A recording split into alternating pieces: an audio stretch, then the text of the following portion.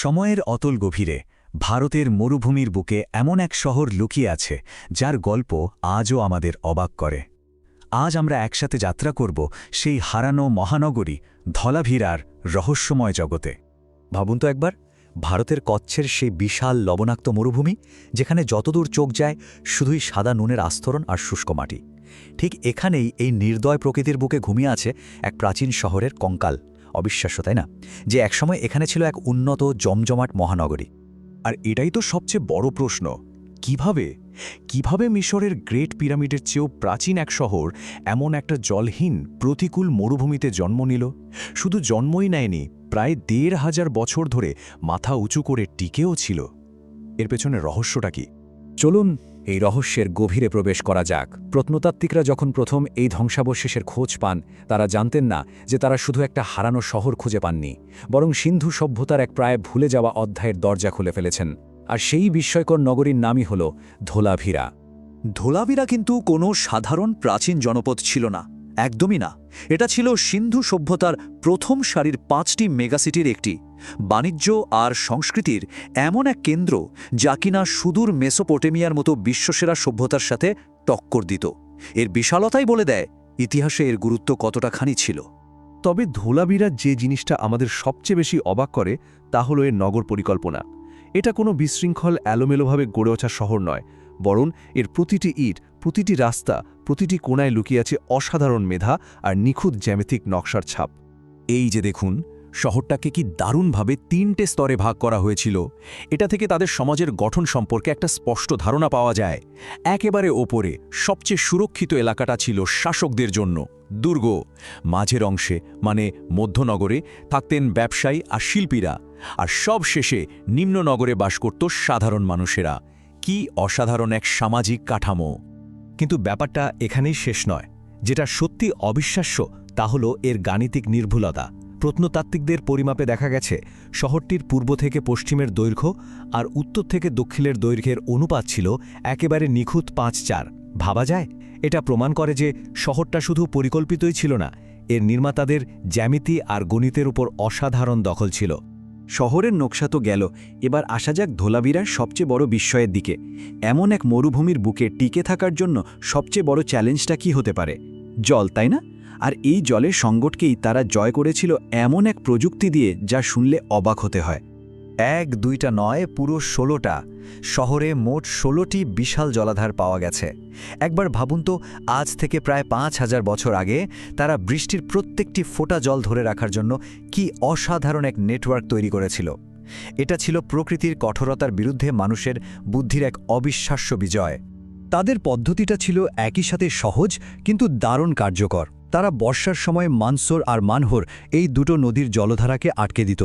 তারপর পাথর কেটে বানানো ড্রেন আর বাঁধের এক জটিল জালের মাধ্যমে সেই জলকে শহরের ভেতরে নিয়ে আসত, আর সেই জল জমা করে রাখত বিশাল বিশাল পাথরের জলাধারে। শুধু তাই নয়, তাদের পয় নিষ্কাশন ব্যবস্থা এতটাই উন্নত ছিল যে তা শুনলে আজকের দিনের ইঞ্জিনিয়াররাও অবাক হবেন। আমরা তো তাদের ইঞ্জিনিয়ারিং বিস্ময়ের কথা জানলাম, কিন্তু ধোলাভিরার এমন কিছু রহস্য আছে যার সমাধান আজও মেলেনি। আর সেই রহস্যগুলোর মধ্যে সবচেয়ে গভীর, সবচেয়ে কুয়াশাচ্ছন্ন হল তাদের ভাষা, তাদের হারিয়ে যাওয়া লিপি। শহরের উত্তর দিকের গেটের কাছে মাটি খুঁড়তে গিয়ে প্রত্নতাত্ত্বিকরা এমন এক জিনিসের সন্ধান পান যা সবাইকে চমকে দিয়েছিল।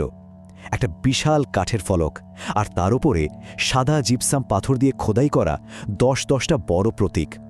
অনেকেই মনে করেন এটা পৃথিবীর সবচেয়ে পুরনো সাইনবোর্ডগুলোর একটা। কিন্তু সেই সাইনবোর্ডে কি লেখা ছিল? হাজার হাজার বছর পেরিয়ে গেলেও উত্তরটা আজও আমাদের অজানা। এই 10টা প্রতীক কি শহরের নাম, কোনো সতর্কবার্তা, নাকি কোনো ধর্মীয় বাণী? যেহেতু সিন্ধুলিপির পাঠোদ্ধার আজও সম্ভব হয়নি, এই 10 প্রতীকের ফলকটি এক নীরব প্রহেলিকা হয়েই রয়ে গেছে। ভাবতে অবাক লাগে, তাই না? যে সভ্যতার নগর পরিকল্পনা, জল ব্যবস্থাপনা আর প্রযুক্তি এত উন্নত ছিল, তারা কিভাবে সময়ের গর্ভে বিলীন হয়ে গেল। এটাই ধোলাভিরার সবচেয়ে বড় আর সবচেয়ে করুণ রহস্য। প্রত্নতাত্ত্বিক গবেষণা থেকে শহরটির জীবনচক্রের 7টা পর্যায়ে আমরা জানতে পারি। এই টাইমলাইনটা দেখুন, এখানে এর উত্থান আর বিকাশের গল্পটা স্পষ্ট।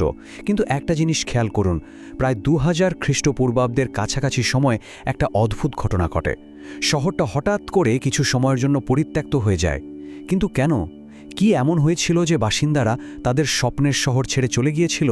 উত্তরটা আজও ধোঁয়াশায় ঢাকা। এই তুলনাটা শহরটির পতনের ছবিটা আরও পরিষ্কার করে দেয়। দেখুন, একদিকে এর স্বর্ণযুগের নিখুঁত নকশা, পাথরের স্থাপত্য, আর অন্যদিকে শেষ পর্যায়ের সেই পরিকল্পনাহীন সাধারণ মাটির তৈরি বৃত্তাকার ঘর। একটা জমজমাট মহানগরী কিভাবে ধীরে ধীরে একটা বিচ্ছিন্ন সাধারণ গ্রামে পরিণত হলো, তার করুণ সাক্ষী ধ্বংসাবশেষ। কিন্তু কেন হলো এই পতন? বিশেষজ্ঞরা বেশ কয়েকটি সম্ভাব্য কারণের কথা বলেন। হয়তো ভয়াবহ খরা আর জলবায়ু পরিবর্তনই ছিল মূল কারণ, অথবা হতে পারে যে নদীগুলোর ওপর তারা নির্ভরশীল ছিল সেগুলো শুকিয়ে গিয়েছিল, কিংবা হয়তো বদলে গিয়েছিল আন্তর্জাতিক বাণিজ্য পথ, যার ফলে ধোলাভিরা তার গুরুত্ব হারিয়েছিল। আসল কারণটা হয়তো এগুলোরই কোনো একটা মিশ্রণ। ধোলাভিরা শহরটা হয়তো মাটির নিচে চাপা পড়ে গেছে, কিন্তু তার আত্মা আজও বেঁচে আছে। তাদের জ্ঞান, তাদের কৌশল পুরোপুরি হারিয়ে যায়নি, বরং প্রজন্মের পর প্রজন্ম ধরে তা এই অঞ্চলের মানুষের মধ্যে বয়ে চলেছে, যার প্রমাণ আজও পাওয়া যায়। আর সবচেয়ে আশ্চর্য বিষয় কি জানেন? ধোলাভিরার একেবারে শেষ পর্যায়ে বাসিন্দারা যেরকম বৃত্তাকার মাটির বাড়ি বানিয়েছিল, ঠিক একই রকম দেখতে বাড়ি, যেগুলোকে ভুঙ্গা বলা হয়, আজও কচ্ছের গ্রামের মানুষজন তৈরি করে। ভাবুন তো, ৫,০০০ বছর ধরে একটা স্থাপত্য রীতি টিকে আছে। এটা সত্যি অবিশ্বাস্য। এর এই অসাধারণ ঐতিহাসিক গুরুত্বের কারণেই ২০২১ সালে ইউনেস্কো ধোলাভিরাকে ওয়ার্ল্ড হেরিটেজ সাইট বা বিশ্ব ঐতিহ্যবাহী স্থানের স্বীকৃতি দিয়েছে। এটা একটা বিশাল সম্মান, যা এই অমূল্য ইতিহাসকে আগামী প্রজন্মের জন্য সুরক্ষিত রাখতে সাহায্য করবে। শেষ পর্যন্ত ধোলাভিরা আমাদের সামনে একটা বড় প্রশ্ন রেখে যায়। ৫,০০০ বছর আগের এক সভ্যতা, যারা কঠোর প্রকৃতিকে বশ করার প্রযুক্তি আয়ত্ত করেছিল, তারাও একদিন হারিয়ে গেল। তাদের এই ধ্বংসাবশেষ কি আমাদের নিজেদের ভবিষ্যতের দিকে আঙুল তুলছে? জলবায়ু পরিবর্তন আর সীমিত সম্পদ নিয়ে আমরা যে সংকটের মুখে দাঁড়িয়ে, ধোলাভিরার গল্প কি সেই বিষয়ে আমাদের সতর্ক করে দিচ্ছে?